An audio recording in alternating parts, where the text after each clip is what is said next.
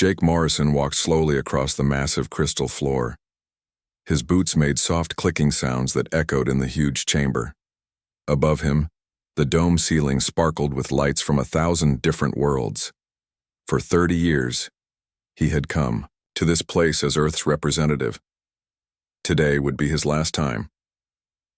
The Galactic Council chamber was enormous. Floating platforms held delegates from over 200 alien species. Some looked like giant insects with many arms. Others were made of living crystal that sang when they spoke. A few were just clouds of gas in metal containers. Jake had learned to work with all of them over the decades, but today felt different. The air itself seemed heavy with tension. Jake could feel hundreds of alien eyes watching him as he took his place at the human platform. Next to him stood Captain Lisa Hayes, commander of the Earth Defense Fleet. Her uniform was crisp and clean, but Jake could see the tiredness in her eyes. She had just returned from the Outer Rim Wars. The Zephyrian Chancellor floated at the center of the chamber. Her purple tentacles moved in slow waves as she prepared to speak. The Zephyrians had run the Council for over 500 years. They thought they were the smartest species in the galaxy. They looked down on everyone else, especially humans.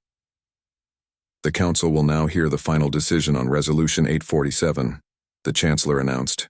Her voice was translated into hundreds of languages through the chamber's systems. The human request for expanded voting rights and permanent Security Council membership. Jake felt his heart beating faster. This vote would decide humanity's future in the galaxy. For 3 decades, humans had served as the Council's military force. When wars broke out, human ships were the first to respond. When pirates attacked trade routes, human soldiers died protecting alien cargo. When the Andromedan crisis threatened 17 star systems, human fleets had saved billions of lives. But humans still only had 1 vote out of 200. Species that contributed nothing to galactic security had the same voice as Earth. It was not fair, and everyone knew it. The Chancellor's tentacles curled with what Jake recognized as disgust. After careful consideration, the Council votes to deny the human proposal. By a margin of 174 votes against, 23 in favor, and 3 abstentions. The words hit Jake like a physical blow. Around the chamber, alien delegates made various sounds of agreement. The insect-like Cathera clicked their mandibles happily. The crystalline helix sang a note of satisfaction. Only a few species looked uncomfortable with the decision. Furthermore, the Chancellor continued, recent human military actions have raised concerns about your species' violent tendencies. The destruction of the Raider base at Kepler Station was deemed excessive by this Council's standards. Lisa Hayes stepped forward, her face red with anger. That Raider base was preparing to attack civilian ships. We prevented a massacre. You killed 3,000 beings without attempting negotiation, another delegate called out. This was Ambassador Quill of the Avian Federation. His feathers were puffed up in what Jake knew was disapproval. A civilized species would have found a peaceful solution. Jake almost laughed at the absurdity. These same aliens had begged for human help when the Raiders first appeared, but now that the threat was gone, they complained about the methods used to stop it. The Council has decided to implement new restrictions on human military operations, the Chancellor announced. All future deployments must be approved by a joint oversight committee. Human fleet movements will be monitored and regulated. The chamber erupted in alien chatter. Some delegates were pleased with the decision. Others seemed worried about what it might mean. Jake stood perfectly still, processing what he had just heard. 30 years of faithful service, and this was their reward. Not partnership, but supervision. Not respect, but restrictions. He thought about all the human soldiers who had died defending alien worlds. Captain Bob Tucker, killed protecting a Zephyrian colony from hive raiders. Lieutenant Sarah Mills, who gave her life saving a transport full of refugee children. Commander Pete Jones, lost in the battle for the Vega system. Thousands of good people who believed they were building a better galaxy. Captain Hayes leaned close to him. Ambassador, what are your orders? Jake looked around the chamber one last time. These beings had made their choice. They wanted human protection without human equality. They wanted human sacrifice without human representation. They saw humans as useful tools, nothing more. He pressed the activation button on his platform's communication system. His voice would now be heard by every delegate in the chamber and broadcast across known space. The human delegation rejects these terms, Jake said calmly. As of this moment, Earth formally withdraws from the Galactic Council.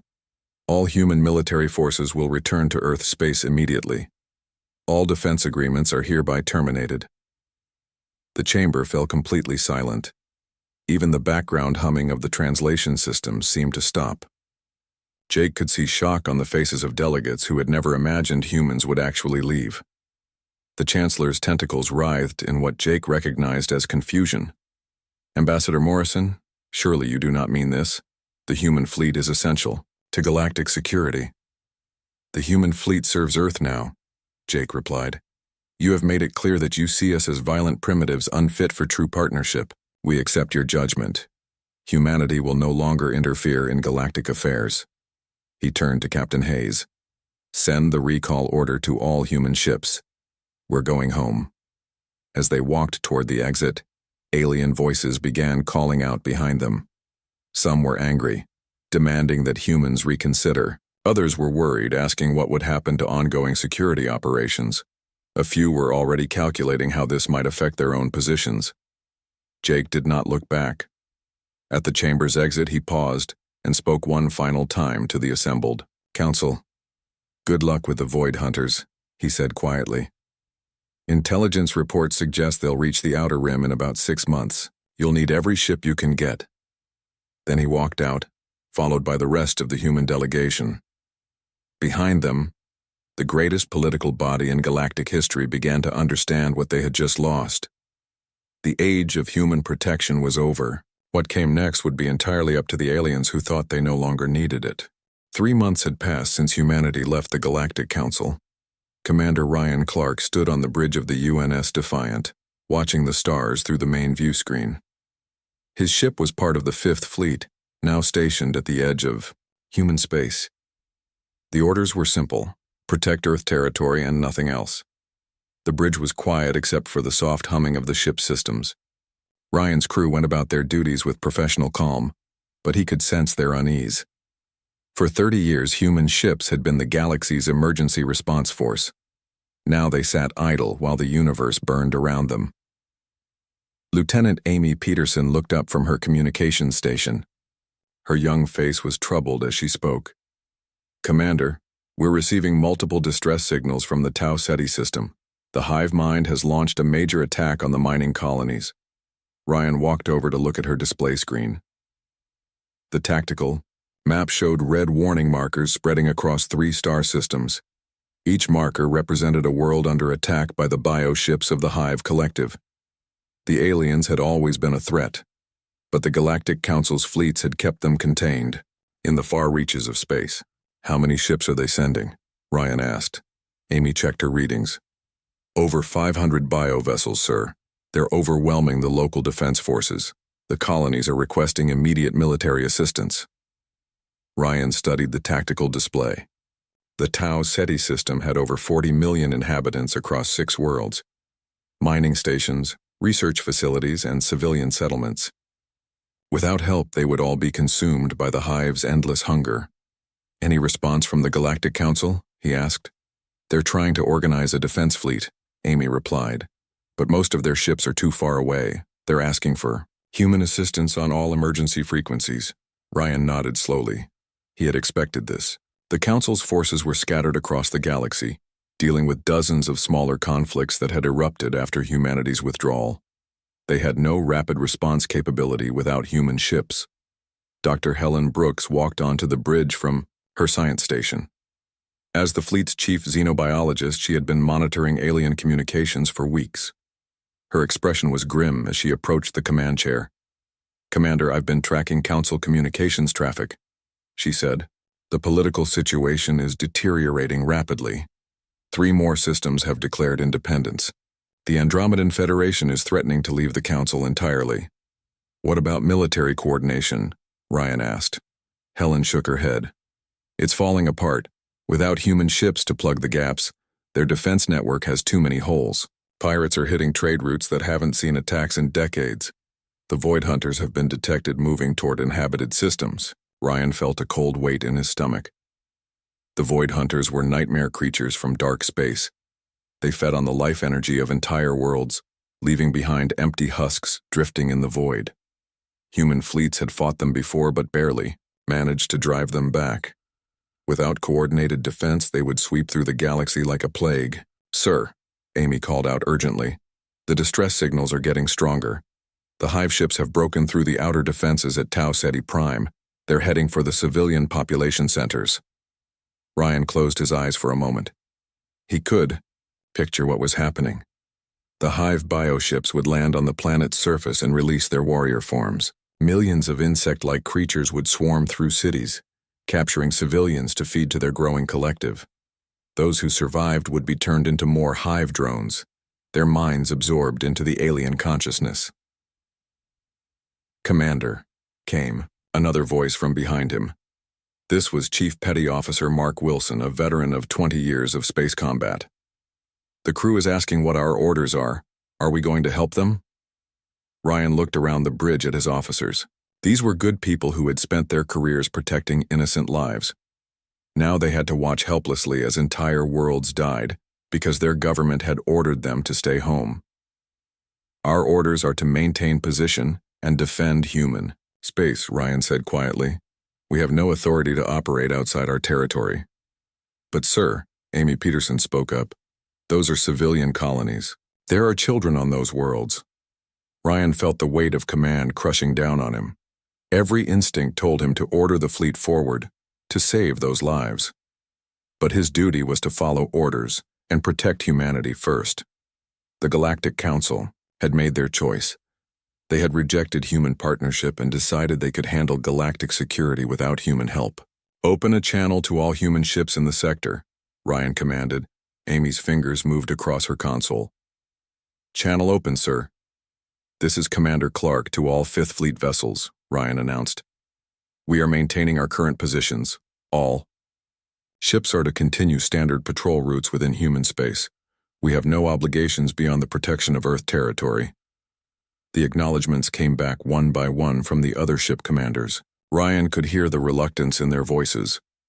Admiral Kevin Wright pulled his ships back from the Centauri front. Colonel Marie Thompson abandoned the research station she had been defending. Captain Tony Rodriguez recalled his squadron from the shipping lanes they had patrolled for years. Across human space, the same scene was playing out. Human commanders were pulling back from positions they had held for decades. Defense networks that had protected alien worlds for generations were going dark. The galaxy's shield was cracking, and the darkness was beginning to seep through. "Sir," Amy said softly, "the Tau Ceti system has gone dark. No more transmissions." Ryan stared at the tactical display where the red markers had stopped moving. 40 million lives had just been extinguished, and humanity had done nothing to stop it. The aliens had wanted to see what the galaxy looked like without human protection. Now they were learning. In the days that followed, more systems would fall. The universe was about to discover what peace really cost. 6 months had passed since humanity left the Galactic Council. Captain Danny Foster stood at the observation deck of the orbital station above Earth, looking out at the blue marble that was humanity's home. The view was beautiful and peaceful, but Danny knew that beyond human space, the galaxy was dying. His tablet displayed the latest intelligence reports from deep space monitoring stations. Each report painted a darker picture than the last. The hive mind had consumed 47 worlds. The Void Hunters had emerged from dark space and were turning entire star systems into twisted nightmares. Pirate fleets that had once been kept in check by human patrol squadrons now roamed freely through the trade routes. "Captain Foster to the briefing room," came the announcement over the station's communication system. Danny put away his tablet and walked through the corridors toward the meeting. Other officers passed him, their faces showing the same mix of concern and frustration he felt. The briefing room was full when Danny arrived. President Karen Williams sat at the head of the table, her gray hair pulled back and her expression serious. Around the table were the most important military and political leaders of Earth. General Patrick Stone, the head of Earth Defense Forces, was reviewing tactical displays. Intelligence Director Chris Martinez was studying data files. Admiral Susan Parker was checking fleet status reports. "Thank you all for coming," President Williams began. "I know you're all aware of the situation beyond our borders. General Stone, please give us the military assessment." General Stone stood and activated the room's main display screen. A three-dimensional map of the galaxy appeared, with different, colored zones showing various threats and political situations. "The situation is catastrophic," Stone said bluntly. "The Andromedan Federation has been completely destroyed. The Zephyrian homeworld is under siege by Void Hunter forces. 3 entire species have gone extinct in the past month alone." He pointed to different areas of the map as he spoke. Red zones showed active conflicts. Black zones marked areas where all life had been extinguished. Yellow zones indicated regions where governments had collapsed and chaos ruled. "The former Galactic Council territory has shrunk by 60%, Stone continued. "Most of the remaining alien governments have fallen back to their core systems and are barely hanging on." Intelligence Director Martinez cleared his throat. "From a political standpoint, the situation is equally dire. We're receiving over 10,000 requests for aid every day. The remnants of the Council have voted to formally apologize for their treatment of humanity. They're offering us full voting privileges, permanent Security Council membership, and even tribute payments if we'll return." President Williams leaned forward. "What kind of tribute? Advanced technology, rare resources, territorial concessions," Martinez replied. "Some species are offering to become human protectorates. The Helix Collective is offering to share their crystal-growing techniques. The Avian Federation wants to give us 3-star systems outright." Danny felt a mix of satisfaction and sadness. The same aliens who had looked down on humans as violent primitives were now begging for that violence to save them. But the cost of their arrogance had been enormous. Admiral Parker spoke up from her seat. "What's our current fleet status?" "Every human ship is accounted for and operational," she reported. "Our soldiers are rested, our weapons are maintained, and our territories are completely secure. We've used this time to develop new technologies and strengthen our defenses. Our shipyards are producing vessels at 3 times the previous rate." This was true. While the galaxy burned, humanity had focused inward. Research projects that had been delayed for decades were now complete. New weapon systems had been tested and deployed. The human fleet was stronger than it had ever been. Dr. Rebecca Torres, Earth's chief ethicist, raised her hand. "Madam President, we need to discuss the moral implications of our current position. We have the power to save billions of innocent lives. Doesn't that create an obligation to act?" General Stone shook his head. "Those same innocent lives stood by while their governments treated us as second-class citizens. They cheered when restrictions were placed on our military. Why should we sacrifice our people for beings who never respected us?" "Because we're better than they are," Torres replied firmly. "Every human who died defending alien worlds believed we were building something greater than ourselves. If we abandon that principle now, their deaths become meaningless." Captain Tony Rodriguez, a veteran of countless alien wars, nodded in agreement. "I've fought alongside soldiers from dozens of species. Most of the regular people aren't responsible for their government's stupidity. The children on those dying worlds never voted to exclude humanity from the Council." The debate continued for hours. Some argued for continued isolation, letting the aliens face the consequences of their choices. Others pushed for immediate intervention to prevent genocide on a galactic scale. President Williams listened to all sides, her expression growing, more troubled as the reports continued. Danny found himself thinking about his own experiences. He had served on alien worlds, worked with their people, even made friends among some species. But he also remembered the casual dismissal, the subtle insults, the assumption that humans were useful but not equal. "The Void Hunters have been detected, moving toward the core worlds," Martinez announced, reading from a fresh intelligence report. "If they reach the galactic center, They could trigger a cascade reaction that would eliminate all sapient life within 50,000 light-years. The room fell silent. Everyone understood what that meant. This wasn't just about alien politics anymore. If the Void Hunters succeeded, they would eventually turn their attention to human space as well. President Williams stared at the tactical display showing the approaching darkness. Around the table, Earth's leaders waited for her decision. Outside, humanity's ships stood ready, their crews prepared for whatever orders came. The question was no longer whether humanity could save the galaxy. The question was whether they should. 1 year after humanity's departure from the Galactic Council, Colonel Ben Mitchell led his reconnaissance ship through the ruins of what had once been the galaxy's greatest civilization. The UNS Explorer moved slowly through the debris field that surrounded Xerion Prime, the former capital world of the Council. Where once a gleaming city had floated in space, now only twisted metal and broken crystal drifted in the void.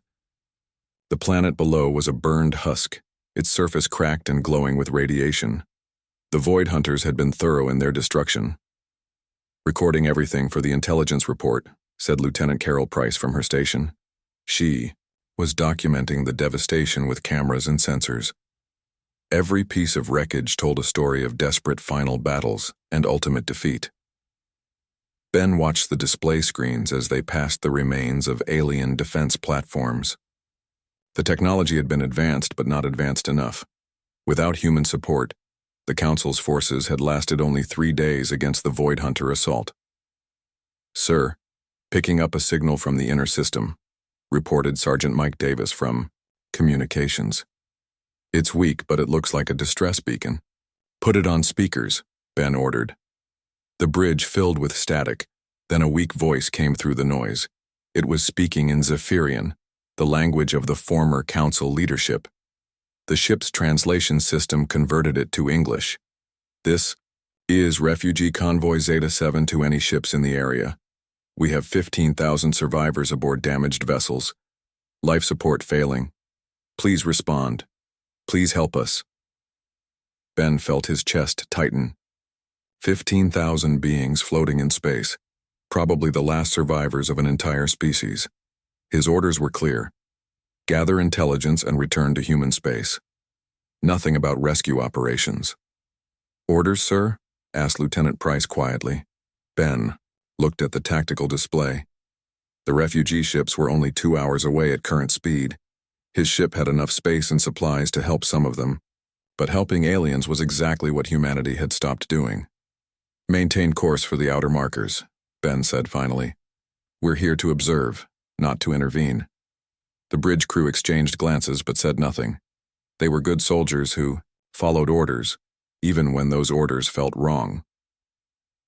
As they continued through the system, more signs of devastation became clear. Space stations had been torn apart.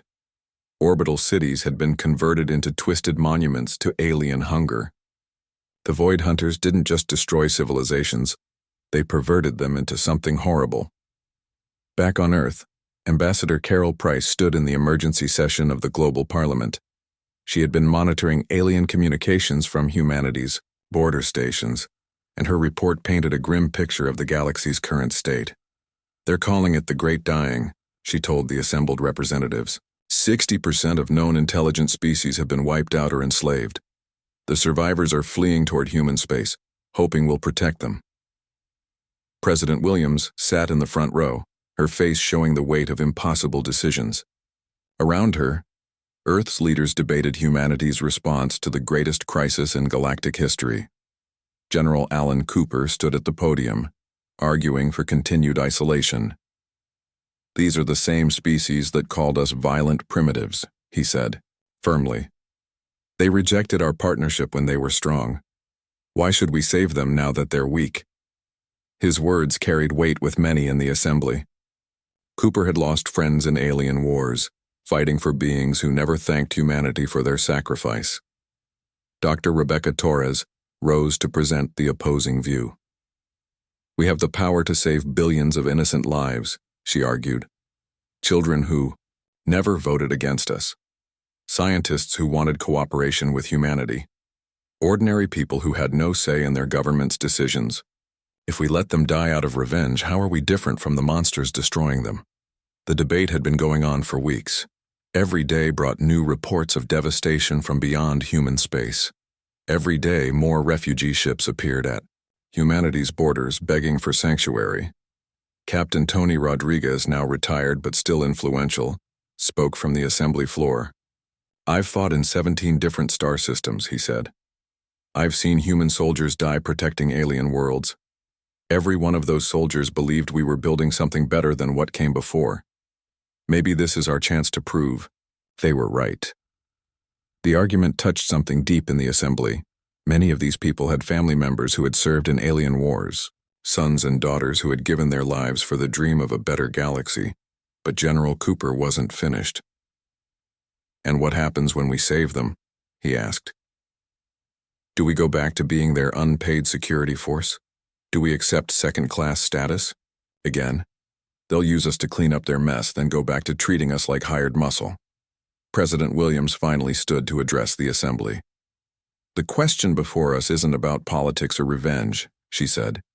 "It's about who we are, as a species. Are we the kind of people who watch civilizations die because we're angry? Or are we the kind who act to prevent genocide, regardless of past injuries?" She paused, looking around the room at faces that showed the weight of the decision. "Intelligence. Reports suggest the Void Hunters will target human space within 5 years if they aren't stopped.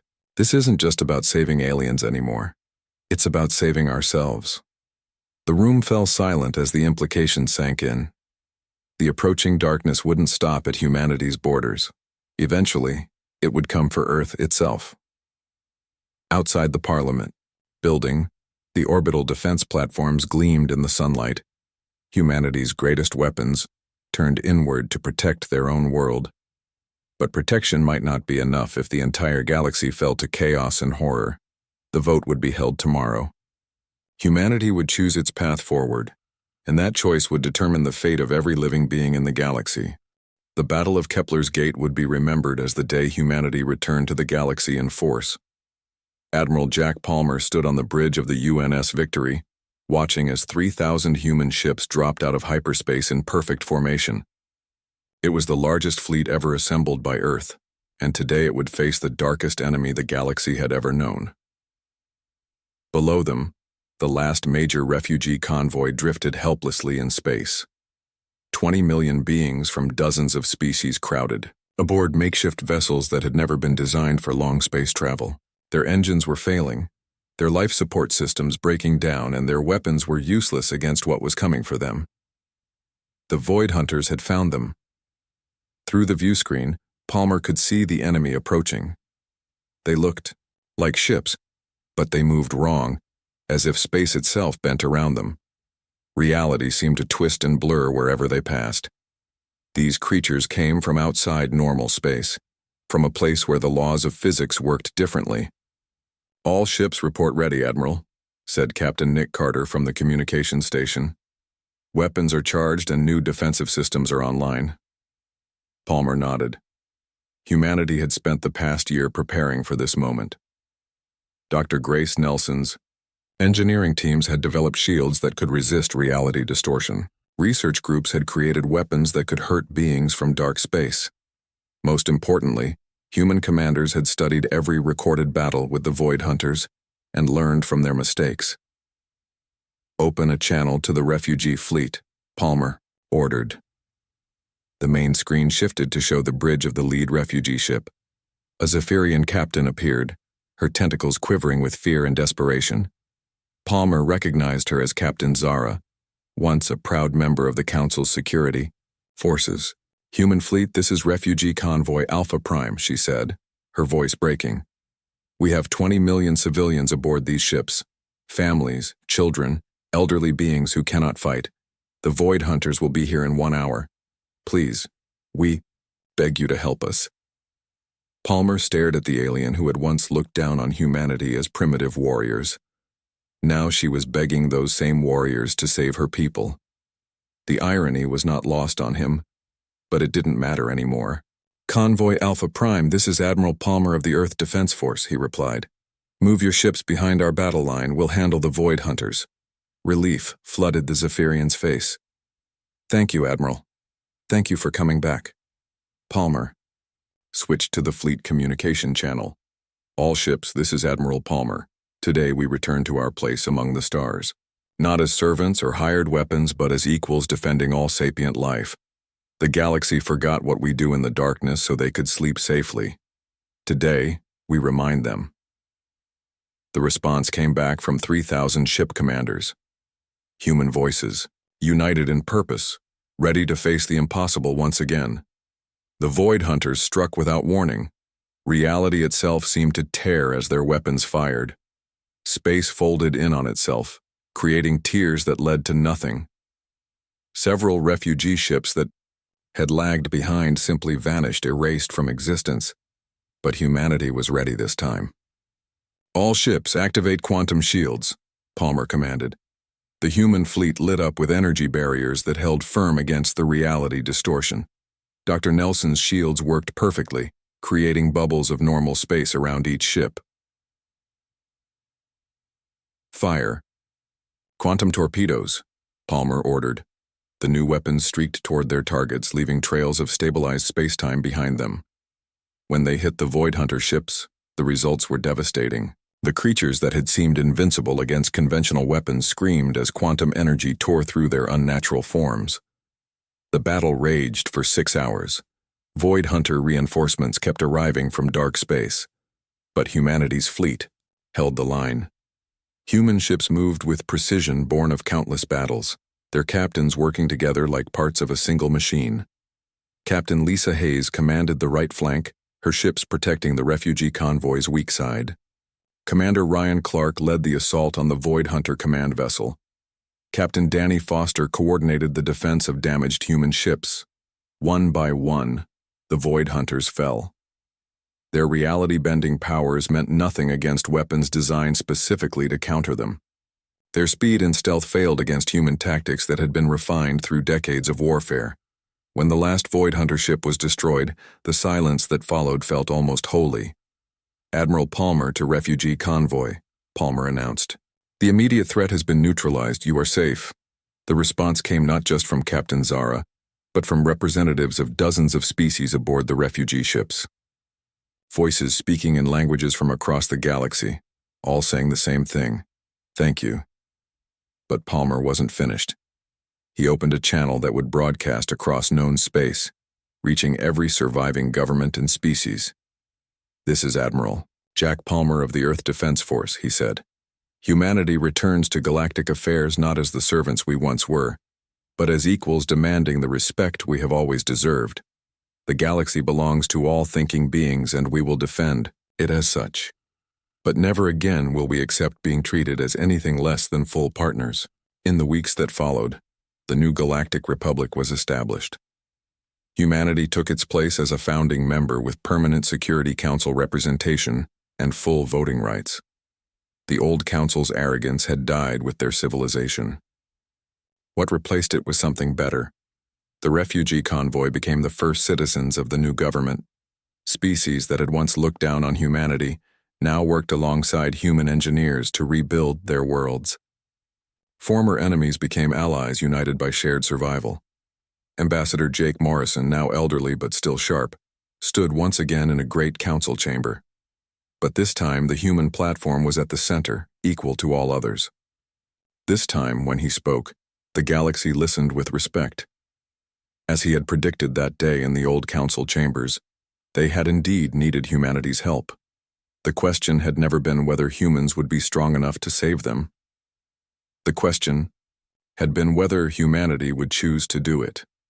The day humans departed the Galactic Council was the day the universe learned to fear. The day they returned was the day it learned to hope.